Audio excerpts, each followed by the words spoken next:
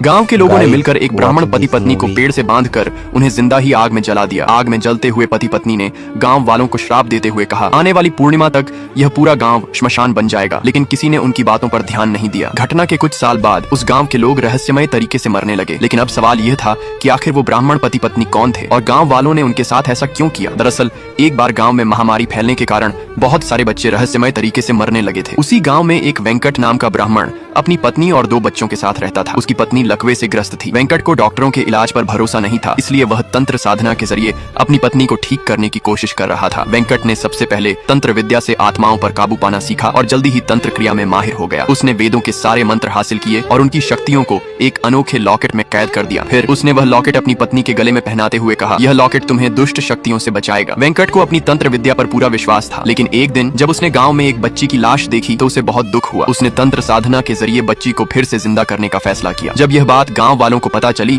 तो वे गुस्से से भर गए। हाथों में मशालें लेकर वे वेंकट के घर की ओर बढ़े। उन्हें लगा कि वेंकट ने ही उनके बच्चों को मारा है। जब उन्होंने वेंकट को घर के अंदर तंत्र क्रिया करते देखा तो उनका गुस्सा और बढ़ गया। उन्होंने वेंकट को लाठियों से पीटना शुरू कर दिया। वेंकट मंत्रों का उच्चारण करता रहा। तभी गाँव वालों की नजर उसकी पत्नी पर पड़ी। उन्होंने दोनों पति पत्नी को बुरी तरह पीटा और घसीटते हुए घर से बाहर निकाला। जब उनका बेटा अपने माता पिता को बचाने आगे आया तो गाँव वालों ने उसे भी पकड़ लिया। गाँव वालों ने दोनों पति पत्नी को पेड़ से बांधकर जिंदा जला दिया। अपने माता पिता को जलते देख बेटा फूट फूट कर रोता रहा। लेकिन गांव वालों को दया नहीं आई। गांव वालों ने बेटे को भी मारने का फैसला किया। तभी गांव के मुखिया ने कहा, इसे छोड़ दो, इस बच्चे का कोई दोष नहीं है। लेकिन गांव वाले उस बच्चे को गांव में नहीं रखना चाहते थे। मुखिया ने उसे एक गाड़ी में बिठाया और अनाथ आश्रम में छोड़ दिया। अब वह लड़का गांव वालों से अपने माता पिता की मौत का बदला लेने के लिए तंत्र विद्या सीखने लगा।